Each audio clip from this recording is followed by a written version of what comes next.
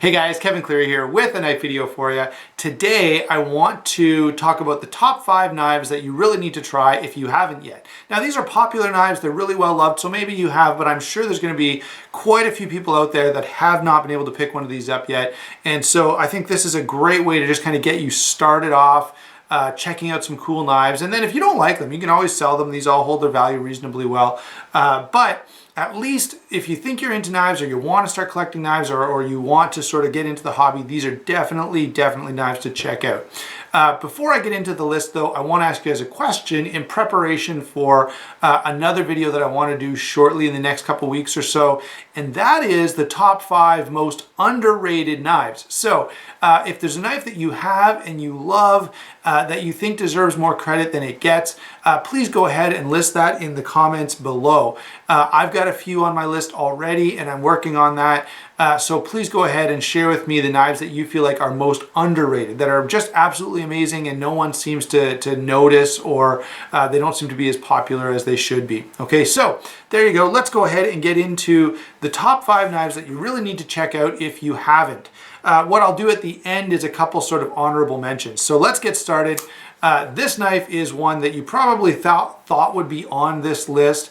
This is, of course, the Spyderco Paramilitary 2. Absolutely phenomenal knife. If it's not Spyderco's top seller, I would say it's definitely their top US made seller. Just a great knife, available in a bunch of different variations, really nice size, really nice weight, amazing ergonomics, great blade shape, just super versatile. So if you haven't yet, you really ought to check out a Spyderco Paramilitary 2. You will not be disappointed. Next, let's move to something a little bigger and maybe one that you would be a little more hesitant with, but if you're at all into, combat tactical style stuff and you have not checked out a Recon 1, you're really missing out. The reason I think this is a great knife is because it really gets a lot of things. Like it's lightweight for its size. It's extremely, and I mean extremely tough and durable. It slices really well, so it really cuts nicely with that hollow grind. It's available in a few different variations. So this happens to be the clip point, but there's also a spear point and a tanto. Sorry, I couldn't think of that for a second, but great knife, and if you haven't tried one of these, you really need to. I keep this around on my channel, and any sort of hard use combat tactical style knife, I'm gonna compare it to the Recon 1 because the Recon 1 is affordable, it's lightweight, it's tough as it can possibly be, tougher than very many others that are competing with it. And it's really versatile. So yeah, this thing, this could go in the woods, this could go, in a combat loadout, this could be an EDC, this could, just everything you can think of, this knife just does it really well. So Recon 1, if you've yet to check out a Recon 1, you're kind of on the fence about it, definitely do that.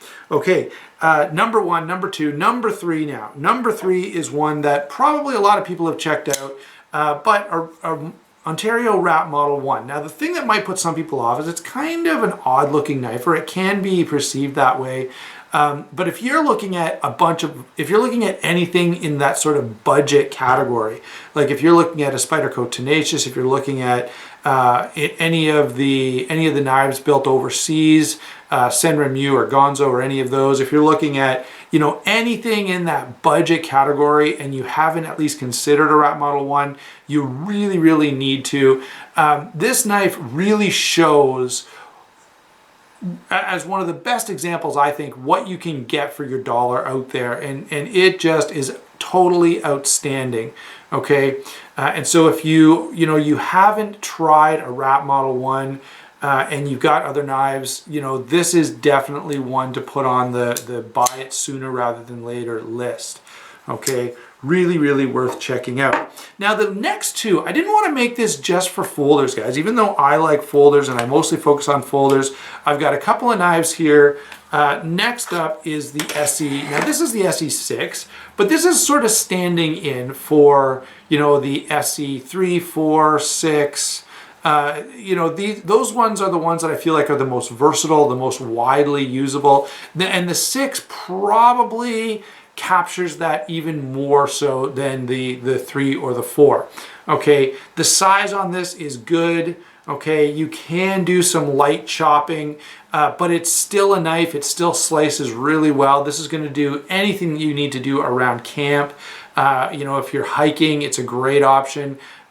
Plus, you know, even as a tactical sort of combat option, this is good. And there is a 6 that's a little more combat ready. So great knife, tough as can be. Again, even of course much tougher than any of the folders we've mentioned because it's a fixed blade. But the you know, this is sort of in a weird category. Some people have not quite wanted to step up to the extra cost on an SE. Now it's not, you know, it's not highly expensive. There are, you know, knives from Falcon Kniving or Bussy or Swamp Rat or a number of others that are tops that, you know, make this seem very budget friendly. And I actually feel like this is a pretty budget friendly knife. You're getting a lot for your dollar here.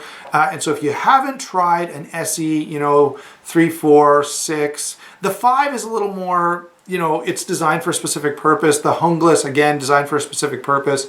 Where these, I'm trying to stick to knives that are more versatile, that are going to appeal to anyone that's into knives at all. And so, yeah, the SE6, outstanding knife. And if you like fixed blades, if you need a good fixed blade and you haven't checked this out, you definitely want to do that. Let's get one more here. And this is one that I think people may skip because they just feel like, you know, I don't know, it's kind of cheap and it's made overseas and this kind of stuff. But this is going to stand in for Charade's fixed blades, okay? I've had a number of Charade fixed blades. I find they do an absolutely phenomenal job. They really, really know how to make a fixed blade knife. Now, I haven't been as impressed with their folders. I mean, they're not bad, but compared to a lot of other stuff that's out there on the market, these Charade fixed blades are outstanding, great knives, and extremely good value. And that's, of course, the main reason that I brought this in. You know, I think there'd be some people out there, some knife users, some enthusiasts who look at the Charade stuff and go, you know, it's cheap, it's probably not that great, it's made overseas, I think I'll skip it. But let me tell you, the Charade stuff is really, really good, especially their fixed blades. Now, the only complaint I have is they tend to be, especially in their flat grinds, a little thick behind the edge. So they're not always the best slicers, but often you can reprofile that edge to make them fit that a little bit better. All right, so those are the top 5 knives, and I know the last one was a little bit general, but probably the SCHF 51 or 52 would be the one I would recommend the most from Charade.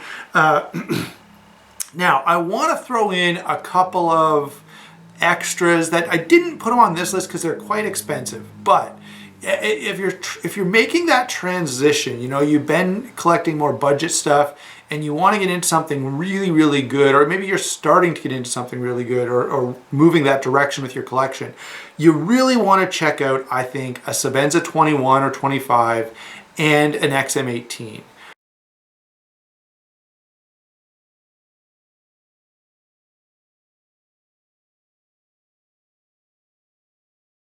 Okay, but these two, you know, I thought about putting Strider in this group as well. Now I've said it anyway. I don't find the Striders are as versatile, okay? I find both the Sebenza, the 21 or the 25, and the Hinderer, they can do a lot. Like, they're fine for EDC. They're good for, you know, if you ever really needed it in a combat situation, the Hinderer is probably better then. But those knives, you know, they're popular and they're well loved for a reason, okay? And so at least try it so that you've got something to compare to when you go out and look at that Riot knife or that mid-tech, you know, from Ferrum Forge or something else. You kind of have a starting point that says, you know, if I'm going to spend this or that amount of money, it better be comparable or better than, okay? And I think the Sebenza is a great sort of comparison point, and I think the Hinderer is as well. All right, so there you go, guys. Hope you enjoyed the video. Let me know again in the comments below what you think are underrated knives, and you'll see that video coming up in the next few weeks. Thanks for watching. We'll talk to you soon.